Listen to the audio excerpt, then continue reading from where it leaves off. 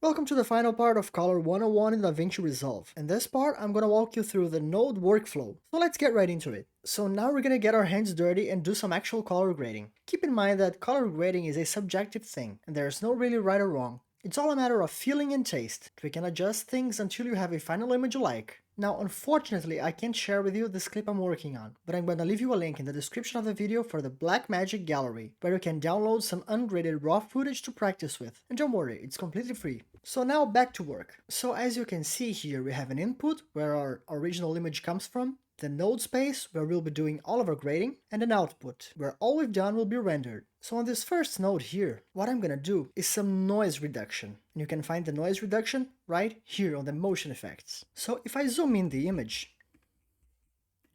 you can see it has a little bit of noise.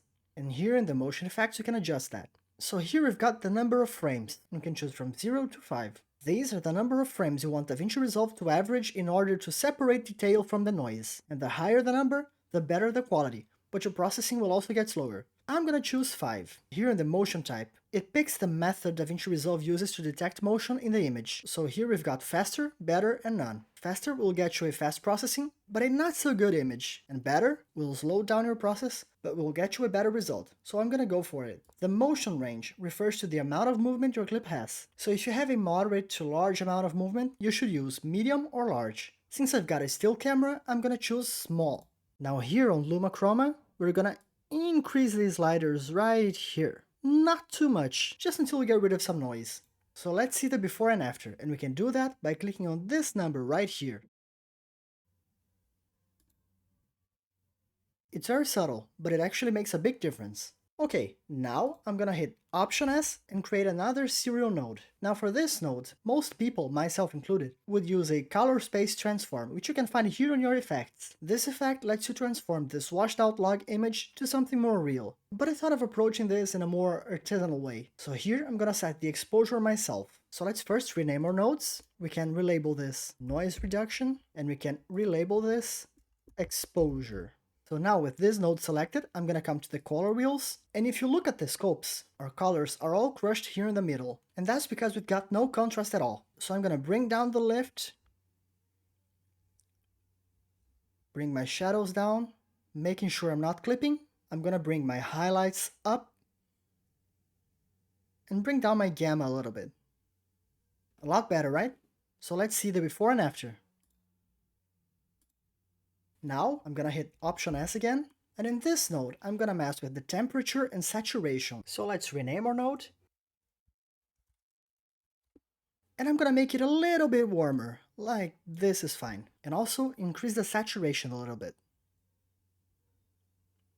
like this. Let's see the before and after. Now another serial node, and I'm gonna adjust my contrast. So I'm gonna come to the custom curves, add a point right here and another one right here, and I'll go for my S curve. Bring down my shadows a little bit, just make sure I'm not clipping the image, and bring up my highlights a little bit, like this. Actually, I think I'm gonna bring down my highlights a little bit like this.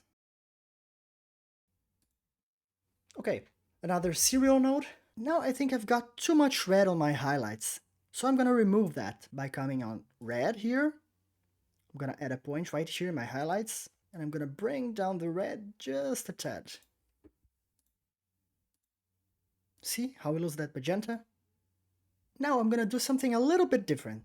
I'm gonna hit Option S, and then Option P and Option P to create two parallel nodes. Now this is just for my organization, since I'm gonna adjust the saturation in 3 parts of the clip, so I can have a better control of it. Oops, forgot to relabel my node.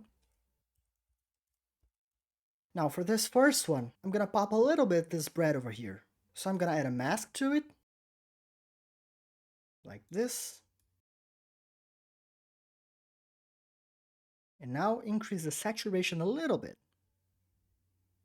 like this. Cool. See?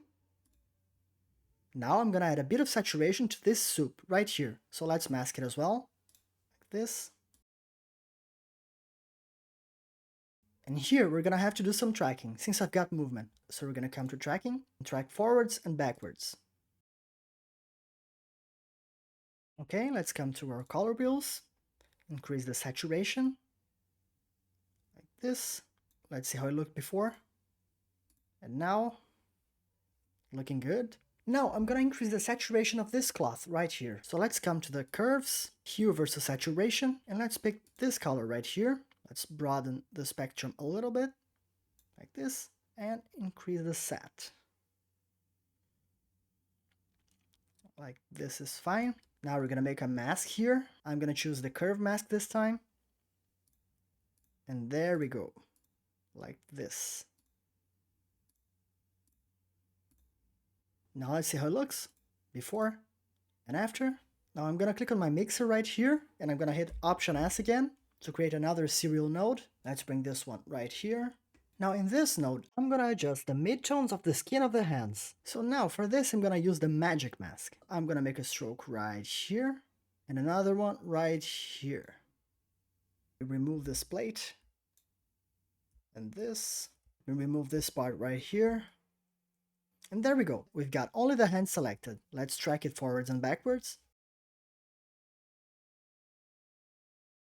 Okay, so now let's zoom in. Let's come to our color wheels, and let's adjust our midtones. Like this, bring it down. Let's see how it looks. Yeah, just a touch. Like this is fine. Now let's add another serial node, and now I'm gonna blur out this spoon. So let's bring our circular mask, put it right here, rotate it a little bit, make it smaller, zoom in a little bit. Let's go to the blur and increase the blur radius.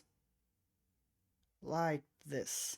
Perfect. Now we've softened out the reflection a little bit. And now for my last node, I feel like adding some film grain. So we can find it right here in the effects. All we have to do is drag and drop it inside the node. Let's zoom in to see what we're doing. Let's play around with the texture, grain size,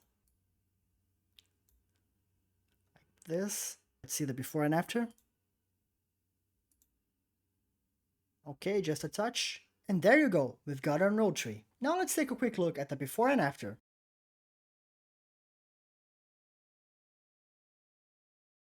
And here's where we finish our color crash course. I hope you've enjoyed it as much as I did. So make sure to subscribe to the channel, and I'll see you on the next video.